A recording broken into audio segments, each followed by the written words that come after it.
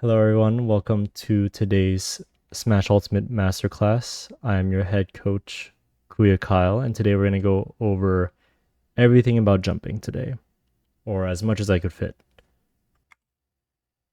So, today is all about jumping, an introductory guide that dives into the common mechanic known as jumping. These lessons will allow you to break down the physics of how your character moves through the air and provide a deeper knowledge of this seemingly simple ability. We're going to talk about how to jump, some character statistics or character stats that influence your jumping, and some jump tech at the end. So, how to jump? Let's leap into learning. When you're grounded, you could jump with either X, Y, or up on the control stick if you have tap jump on, and your character will perform a jump. If you're in midair, you can perform a midair jump with the same input. Some people can set custom controls for their jumps. So, for example, someone could have jump set on the bumper button like L or R. This is mostly up to your preference on how you like your controls. There is also a setting in the controller options to toggle tap jump on or off based on your preference. I would recommend turning tap jump off just because if you're trying to perform an up air or an up B, you might accidentally use your double jump when you don't want to, and that'll just mess up your movement as a whole. And it makes it a bit easier to make your movement more consistent if you practice jumping with a jump button. But some pro players do like to have tap jump on. It's at the end of the day, it is based off of your own personal preference. So there are a couple unique characteristics for jumping that is exclusive to certain characters. So the first one is called a float. So this is only used by Peach or Daisy, where you can hover by holding the jump button or pressing down and jump at the same time. So as you can see here.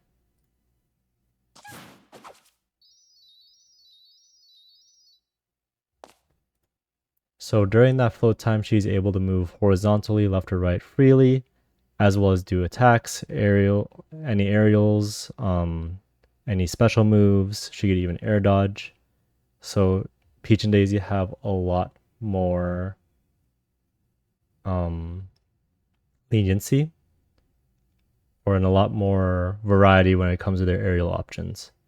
Next up is a delayed double jump. Now most characters, when you do a double jump, you just jump twice, but specific characters have a unique midair jump that have a slight pause before boosting upwards. So the main examples here are Ness, Lucas, Mewtwo, Kazuya, and Sora. So as you can see, when they do their double jump in midair, there's a very slight pause, and then they get a lot of distance for these double jumps. This could be seen in both a good way or a bad way. It's good because you travel more vertically. It could be seen as a con because it is a little bit slower than most other characters, but you can look at it many different ways. This also can help with certain combos for these characters with more advanced tech like IDJ combos. Having this delayed double jump makes it a lot easier to follow up against certain things.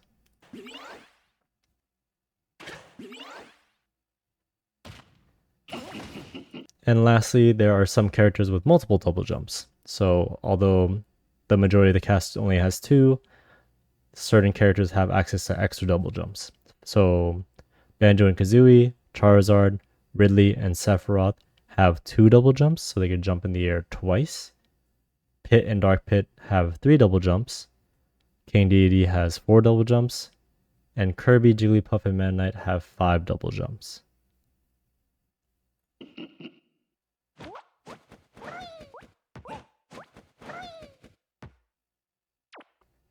So in that clip, I was just mashing jump on both controllers, and you notice that Banjo and Kazooie only was able to jump twice, when Jigglypuff was able to jump 5 whole times. These extra double jump characters have a lot more maneuverability when in the air, and you can use this to your advantage by either recovering or certain combos or specific character niche approaches that you can do with these characters. It's really fun. Next up, we're going to talk about short hops and full hops. So if you press and hold down the jump button, you will perform a full hop, which is the highest you can jump. The extent of your verticality is dependent on your character. In this picture here, we have the green Donkey Kong doing a full hop, which reaches to this kind of center line here. If you tap the jump button, you will perform a short hop, which is usually around half the height of your full hop. So as you can see, the red Donkey Kong here is going above this line, but not reaching it up here. These are the two main heights for your hops. So it's either a full hop or a short hop. You can't really diversify and, jump only at this area or jump really low. It'll be only these two distances to worry about. Some people have a really hard time doing short hops traditionally by just tapping the jump button.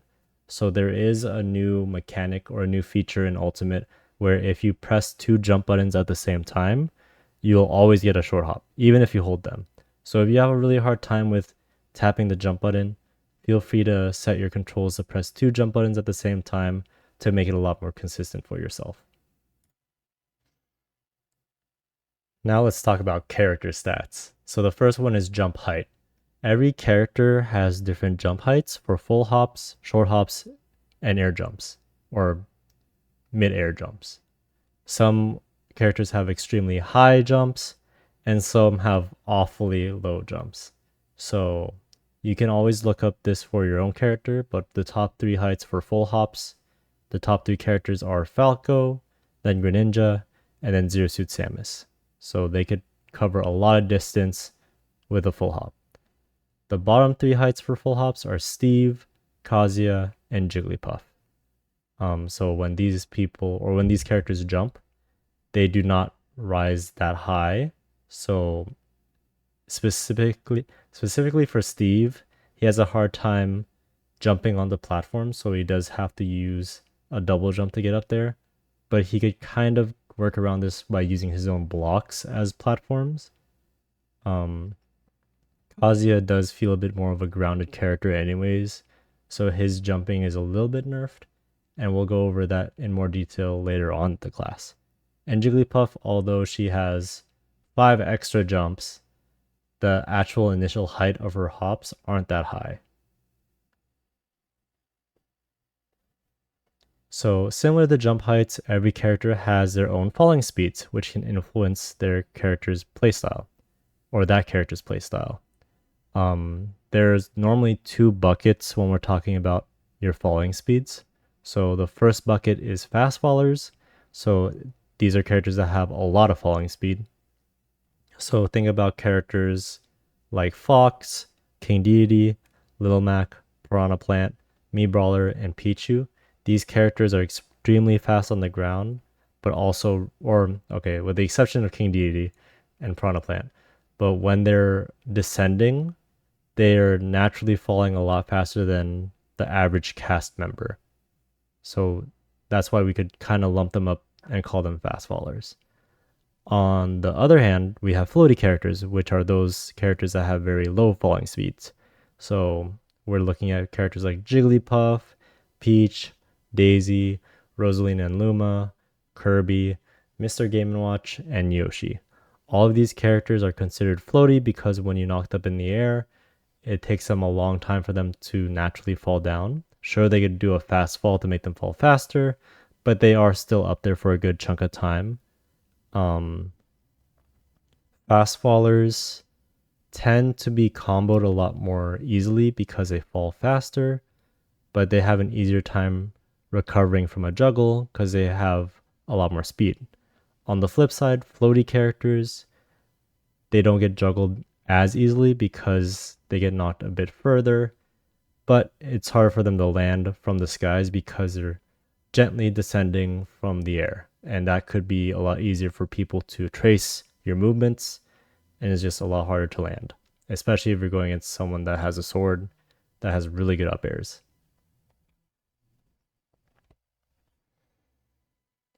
Right, next up we have some frame data for you. Universally, everyone has 3 frames of jump squat, which is a quick animation before going airborne. So when you press jump, you don't go airborne frame 1. There's 3 frames of your character prepping to jump, and then they go airborne. The only exception to this rule is Kazuya, who has a 7-frame jump squat, which, sure, why not? Sakurai wanted to give him a 7-frame jump squat, and I don't mind it. In past iterations of Smash, there was a lot more variance when it came to jump squats. So in Melee, Fox had only 3 frames when Falco had 5 frames. In Brawl, Pikachu had 4 frames of jump squat when Snake had 9 frames of jump squat, which is a ridiculous amount. And lastly, in Smash for the Wii U, Bayonetta, the best character in the Wii U version, had 4 frames when Bowser had double that at 8 frames. Luckily in Ultimate, they added this universal change so everyone has a good aerial approach and no one is kind of stuck on the ground. And I really appreciate this universal frame data change. All right, let's get into the jump tech here. Hold on, Palutena. You're going too fast. Let's talk about the short hop aerial macro. So a lot of players really have a hard time doing short hop aerials. Maybe the timing of it feels really awkward to them. Maybe they're accidentally doing a full hop. Maybe they're attacking too early. So to help with this, Ultimate has this new feature when if you press jump and A at the same time, you'll perform an instant short hop aerial. You could do this with a combination of your control stick direction or using the C stick for specific aerials. And this allows you to do really quick aerials from jumping, and it also allows you to do out of shield aerials. So combining the short hop aerial macro with shielding, all you have to do is hold shield, and when you want to, just press jump and A at the same time to do a nair out of shield. In this video, I'll show Palutena doing the short hop aerial macro with all her aerials.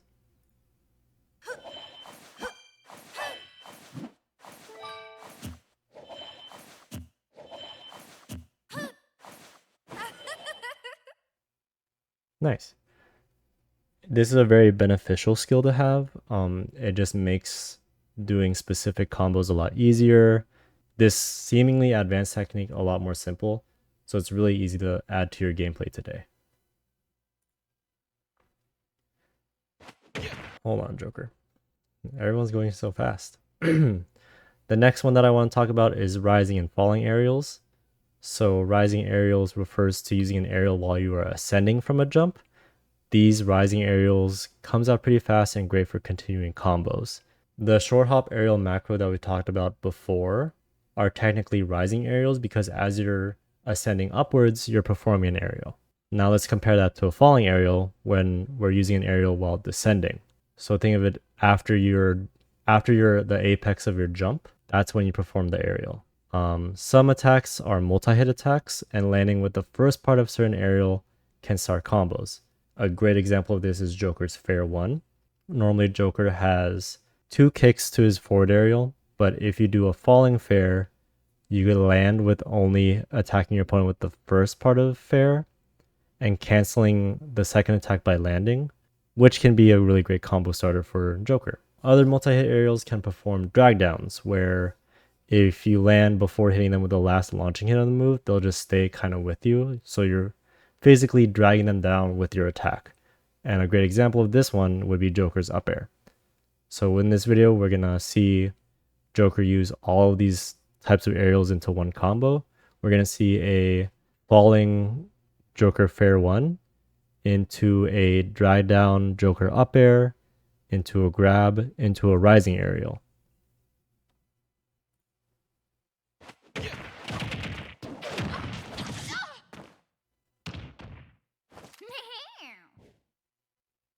So that's just combining all of those different types of aerials into one single combo. And you can see how understanding the difference between the two allows you to do these very custom and flashy combos. Hold on. Wolf.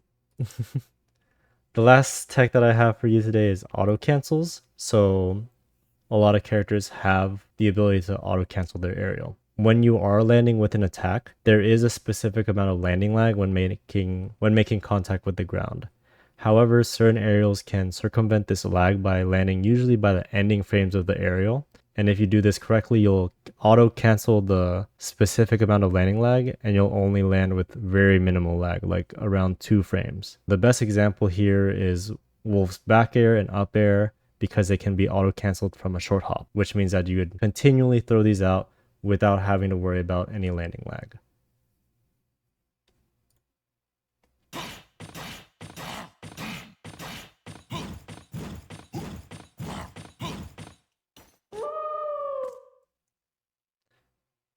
And that's really it. Certain moves are harder to auto cancel, but with Wolf, these 2 moves are pretty famous for being easy to auto cancel. Additionally, the way that I was doing these 2 particular aerials was with the short hop macro exclusively.